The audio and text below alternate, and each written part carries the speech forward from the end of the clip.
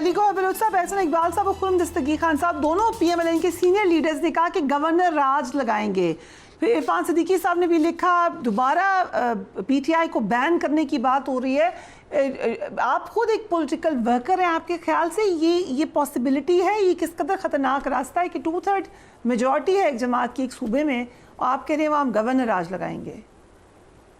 देखिए फ्रिया, बात यह है कि मैं बिल्कुल एक पॉलिटिकल वर्कर हूं और जिस तरह से अभी बिस्मिल्लाहिर्रहमानिर्रहीम पढ़ के मतलब एक झूठिया बयानिया आपके प्रोग्राम में पेश किया गया है, मतलब कोई एक हद होती है। आपने 9 मई के वाक़यात करके भी आपका दिल ठंडा नहीं हुआ।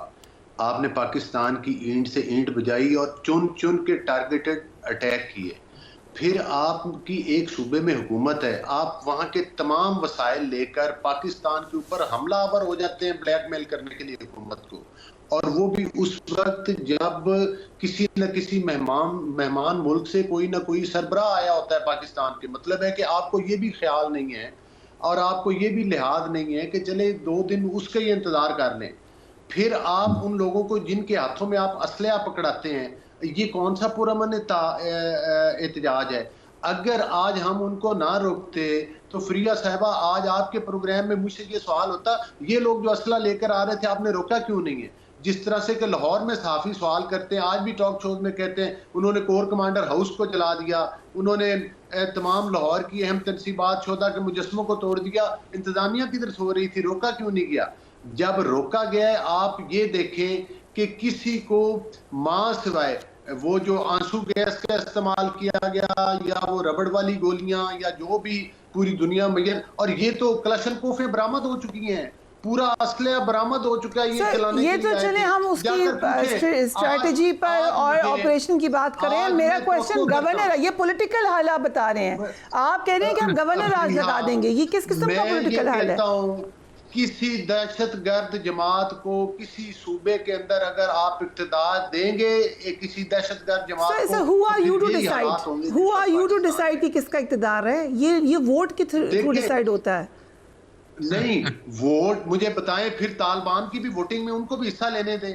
आप KPK में देख लें, ये फिर PTI वाले दहशतगर्द जीतते हैं या तालिबान वाले जीतते हैं, उनको भी हिस्सा लेने देना। कॉन्स्टिट्यूशनली अगर वो क्वालिफाई नहीं करते to compete in the election, yes आपने तो बल्ला भी ले लिया, आपने तो हर तरीके से कोशिश की डिस्क्वालीफाई करें, लेकिन लोगों ने फिर इलेक्ट कर लिया उनको। इलेक्शन कमीशन वो इलेक्शन कमीशन ने लिया और इन्होंने अपने इलेक्शन ही कराई। ये सियासी जमात ही नहीं है। दूसरी मैं ये आपसे गुजारिश करूंगा, इलेक्शन कमीशन ने लिया लेकिन इत्तेफाकन आपको फायदा हो गया उसका या नहीं हुआ फायदा? तो वैसे कोई नहीं हुआ कि मुझे बड़ी खुशी होती है कि जब आप 1 सेकंड के अंदर 4 सवाल मुझसे पूछती हैं, और जब क्योंकि आप इस कदर काबिल हैं, मुझे पता है आप चारों का जवाब देंगे, मुझे पूरा ट्रस्ट है अपने भाई पर। सवाल खत्म हो जाते हैं, चलिए जवाब दें, सवाल खत्म हो जाते हैं। लेकिन मैं आपके प्रोग्राम की वसातत से एक बात जरूर करूंगा, अगर आप मुझे रोकेंगी।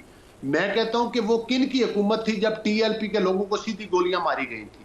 किस उस वक्त की वो कौन सी हुकूमत थी जिसने एक उस वक्त की मजहबी जमात को बैन किया था और पाबंदी लगाई थी? वो कौन सी हुकूमत थी जब साहिवाल में मासूम बच्चों के सामने उनके वालिदैन को गोलियों से भून दिया गया था? तो मुझे ये बताएं, आज ये दहशतगर्द एक सूबे में हुकूमत लेकर बैठे हुए हैं और मुल्क के कैपिटल के ऊपर पुरअमन एहतजाज, क्या हुकूमत ने ऑफर नहीं कराई कि हम आपको जगह देते, आप एक जगह पर बैठ के एहतजाज करें? लेकिन पुरअमन एहतजाज से तो इनका दिल ठंडा नहीं होता ना। इनका तो दिल ठंडा होता है कि पुलिस वालों की टांगे और बाजू तोड़ दिए जाए। आज अपने प्रोग्राम में उनके लवाकिन को बुलाती ना आप, जिनके बाजू टूटे पड़े हैं, जिनकी टांगे टूटी पड़ी हैं, उनका भी इंटरव्यू करती है आज अपने प्रोग्राम में बिठा के, उनके दिलों पे क्या गुजरी है। वो भी किसी के भाई हैं, वो भी किसी के मतलब है घर के वो वारिस है। जिन लोगों की टांगे तोड़ दी, उन पुलिस वालों की क्या, एक पुलिस वाले को चौकी से पकड़ के उस पुरतशद्दद हजूम ने उसकी टांगे और बाजू तोड़ दी। ठीक है, ये पॉइंट है अज़ीज़ साहब, इसको जरूर एड्रेस करें। एक दिन पहले जिस वक्त जनाजे उठ रहे थे तो एक अफसोस की आपकी तरफ से भी स्टेटमेंट आनी चाहिए थी, कम से कम पुरसा जाना चाहिए था, जहाँ पे ये भी पाकिस्तानी वो भी पाकिस्तानी, दोनों हमारे मुल्क के लोग एक तो इस लेवल पे क्यों आए कि हम अपने लोगों को पाकिस्तान की लॉ अथॉरिटीज के फेस टू फेस करा दें। अब उन्हें जवाब नहीं दे अली भाई। सियासत करने वाले sir let him answer now. जी की लाशों पर सियासत करने वाले वहां से भाग के क्यों गए फिर गंडापुर और बातें करते अली साहब अब उनको जवाब दे लेने दे। आप दोनों इकट्ठे बोलेंगे तो समझ नहीं आएगी। जी अज़र सिद्दीक साहब, जब संजानी की बात हो भी गई थी तो फिर क्यों सोचा कि आगे जाएं? परिया, मैं जब लोग टीवी प्रोग्राम आप देखते हैं ना, मैं कुछ हमारे दोस्त मेहमान ऐसे हैं, वो एक ही तरह की चाबी और एक ही तरह का सवाल जवाब, यार लॉजिकल जवाब दें, समझ में नहीं आ रहा। एक तरह का नहीं है, आप आईना दिखाते हैं, एक तरह का नहीं है। सियासी जमात को अगर करार देना है ना तो कानून पढ़ ले, नहीं आता तो चले पंजाबी में पढ़ ले, फारसी में पढ़ ले, हिंदी में पढ़ ले। मैं बता देता हूँ एंटी टेररिस्ट एक्ट का सेक्शन 11 आपको बता देता हूँ, वो अदालत ने डिक्लेयर करना है, तो उससे पहले कोई दहशतगर्द नहीं है। पहले तो ये समझ ले बात को। और अगर तहरीके लब्बैक पाकिस्तान उसको तो ही तो अदालत ने डिक्लेयर किया उसको, अगर हुकूमत है। और दूसरा, किसी सियासी जमात पे अगर पाबंदी लगानी है तो आर्टिकल 17 बड़ा क्लियर है, इलेक्शन एक्ट बड़ा क्लियर है, जाएं जाकर पाबंदी लगाएं। यानी हम तो हवाई बातों पर बैठ के खुदारा, मैं तो हैरान होता हूं इस बात के ऊपर। इसलिए लोग बातें करते हैं कि देखिए आप लॉजिकल बात करें, समझ में आती है। अपने मॉडल टाउन के थाने में नॉमिनेटेड है शहबाज शरीफ, नवाज शरीफ, राणा सनाउल्लाह, आज तक इंसाफ दे सके उसको? रिकॉर्ड के ऊपर है, सुप्रीम कोर्ट पे हमला किया है, तौहीन अदालत में सजा हुई, 3 लोगों को तौहीन अदालत में सजाएं हुई, हमारे तो अभी तक सजा ही किसी केस। ठीक है, ये दूसरी बात है। मुझे ये बता दें कि अब हुकूमत ने तो कहा कि कोई आपसे बातचीत ही नहीं होगी, सो फायदा क्या हुआ आपको इस फाइनल कॉल का? डू यू थिंक आपने कुछ गेन किया है या लूज किया है? देखिए मेरी एक बात सुने, बात किससे करनी है, मेरा एक सवाल है। वो तो आपसे बात कर रहे थे ना, आप कहीं ना कहीं तो बात कर रहे थे। जो संजानी की ऑफर हुई, जो अडियाला के दरवाजे खुले, किसी से तो आप बात कर रहे थे, वो अब नहीं होगी। ना बिल्कुल नहीं है। वो एक ड्रामा किया था, पंजाबी कहते ने गोंगलुआ तो मट्टी झाड़ी सी। उन्होंने बुनियादी तौर पर देखिए बात करने का तरीका क्या होता है, वो मौलाना फजलुर रहमान से सीख ले। महमूद अचकज़ई साहब को तहरीक तहफ़्फ़ुज़ आईन पाकिस्तान के लिए मैंडेट दिया था ना, जाकर बात कर लें।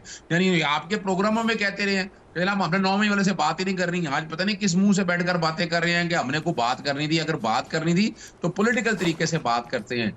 आपको 144 का निफाज हटाना था, बैठ के जनाब। आपने कहा कि लीगल प्रोसेस है एक पाबंदी का, लेकिन अब जो हर दफा पुरतशद्दुद वाक़यात हो जाते हैं आपके एहतजाज में, उसके बाद एक आपने वे खोल दिया उनके लिए टू गो टुवर्ड्स दैट। नहीं देखे ना, अब तो इन्होंने रास्ते ही बंद कर दिए ना। 144 का वेपन इस्तेमाल करना, कंटेनर लगाना, खंदकें खोदना, लोगों को उठा लेना, यानी इन्होंने तो तारीख ऐसी रकम की है, ऐसी तारीख। देखें हम ये वजह क्या है, ये हुकूमत के बारे में अगर याद हो, सिजिलियन माफिया और गॉड फादर, ये बिल्कुल वही स्टाइल है, वही तरीकाकार है। अब अभी आज आप इंटरनेशनल मीडिया की खबरें देखें, आप परेशान हो जाएंगी कि पाकिस्तान की जागसाई क्या हो रही है। फिर इल्जाम लगता है कि इंडिया के ऊपर क्या बातें हो रही हैं। मैं बात ये करना चाहता हूँ, एक्ट लाइक अ डेमोक्रेट, यानी जमहूरियत, रूल ऑफ लॉ। जमहूरियत की सबसे बड़ी जो डेफिनेशन है वो रूल ऑफ लॉ की बातें हैं। यानी आप साल के तौर पर कत्ल करना एक जुर्म है, मुझे बताएं कत्ल करने से पहले आप क्या सजा दे सकते हैं? राइट, आप तो ओके। अब क्योंकि अलीगढ़ सबसे बाहर राब्ता बहाल हो गया, बीच में वो बंद हो गया था। सर, पंजाब असेंबली में पीटीआई पर पाबंदी की करारदाद जमा करवा दी गई है। इरफान सिद्दीकी साहब कह चुके हैं कि अब 2 टोक फैसला होगा पीटीआई पर। सो आप ये प्रोसेस शुरू करने जा रहे हैं बैन करने का पीटीआई को? देखिए, मैं समझता हूं कि वो कोई भी पार्टी हो, पीएमएलएन हो, पीपल्स पार्टी हो, कोई भी पाकिस्तान की पार्टी हो, जो पाकिस्तान में दहशतगर्दी जो करेगी और लिबादा सियासत का उड़ेगी, उसको हरगिज़ सियासत की इजाज़त नहीं होनी चाहिए। और ये कहते हैं कि डेमोक्रेटिक वे, ये डेमोक्रेटिक तरीके है कि आप असला लेकर इस्लामाबाद के कैपिटल के ऊपर हमलावर हो जाए, वहाँ के लोगों की जिंदगी जीरन कर दें।